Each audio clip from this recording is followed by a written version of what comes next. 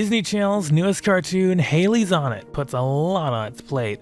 But is it one to add to your watch list, or should Hailey be counted out? Let's hop into another review.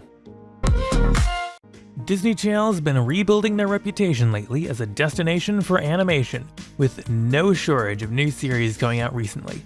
Hailey's on It is the latest, premiering back on June 8th. The new cartoon centers on the titular Hailey, who's as risk-averse as they come.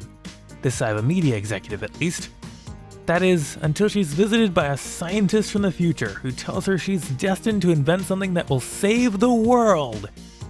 If she can get over her fears, complete some impossible tasks, zany enough for hijinks to ensue, battle some evil future robots, and figure out her feelings for her best friend. Yes, the online synopsis specifically mentions that last part. It's a little bit of Get Blake, a little bit of strange chores, and a whole lot of Disney Channel still being intent on never featuring a male protagonist ever again. How about you face that fear, huh? It sounds like a promising concept, eager to deliver on fun and adventure, and as I kind of alluded to, the premise feels like the kind of thing I've enjoyed from other shows previously, which I guess is a good place to start. Going off the description, I don't think I've seen a show be this upfront about romance in a while though, which I find to be an interesting story choice.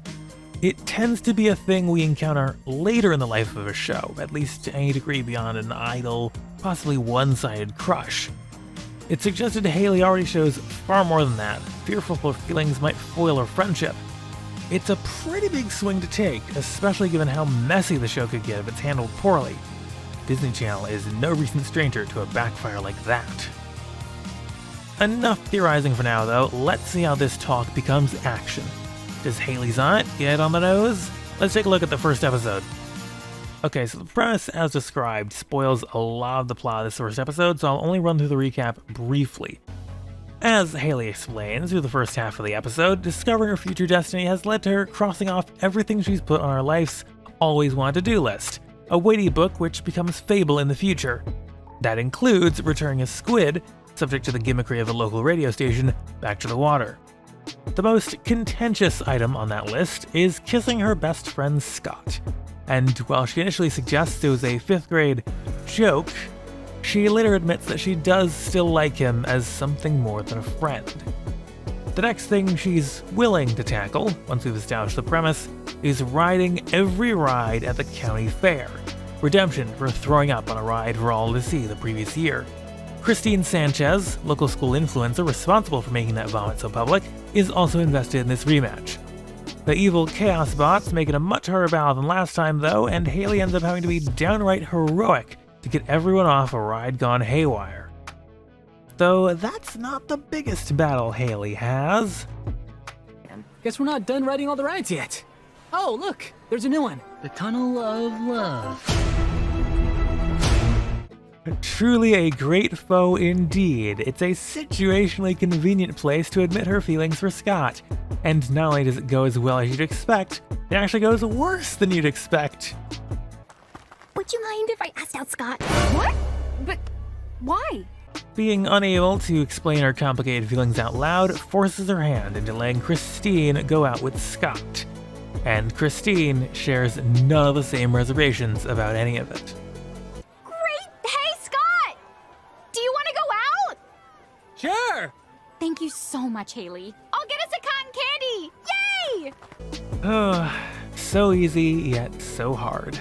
To say nothing of it complicating the list. In any respect, it's the beginning of a very long story. It's a pretty short story to be more secure online though. Head back to school safe with NordVPN and get up to 68% off and 3 months extra for free at the link in the video description. The storytelling in this first episode of Hailey's on It echoes a lot of other Disney Channel cartoons of yore, particularly from earlier last decade. The opening "You Probably Wonder How We Got Into This Mess" intro is reminiscent of the open to Gravity Falls, and I'm sure that the golf cart in a different place only adds to that. The 22 minutes were well filled without feeling barren or rushed. In terms of creative execution, there's nothing to complain about, really.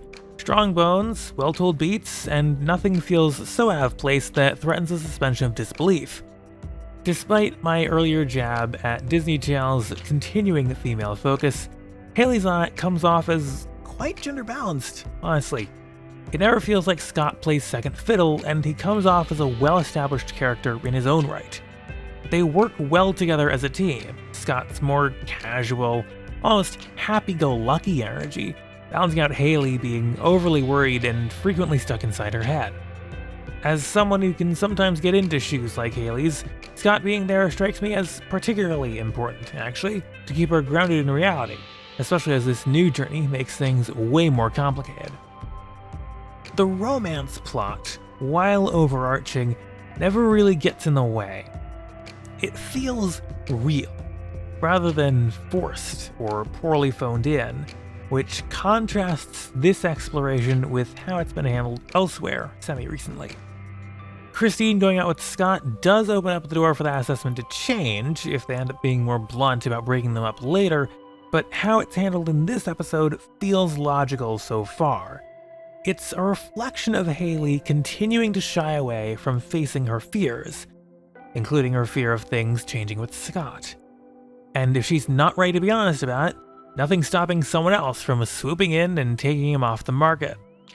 Switching to the other gear, saving the world in the future as a running narrative is understandably less constructed up front. It's a fantastical toying with fate and destiny in a way that is simultaneously novel, aspirational, and relevant. All good qualities for kids' TV.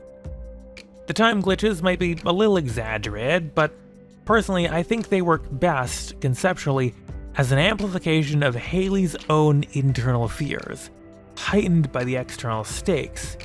She's almost emotionally paralyzed by the thought that everything could come crashing down in a moment, and briefly seeing what your brain is already visualizing manifest itself is haunting in its own right. It should doubly serve as a reminder to keep moving forward, against your perception of the odd, though. And I hope that's the ultimate takeaway, and hopefully that's the kind of thing they're trying to do with that, and I hope that's where they go with it. Hailey's on It is a strong showing for Disney Channel, a welcome reminder of their old storytelling strengths through an action-packed, adventurous, and fun concept packed with plenty to love and just a little to keep you guessing.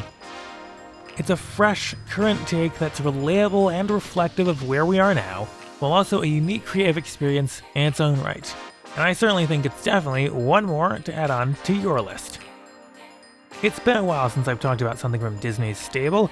My most recent review of theirs was for the Disney XD import Ghost Force. I'll throw that up here or down in the description. You can support these videos directly on my Patreon or Ko-Fi linked at benzie.tk/join. I'll see you next time.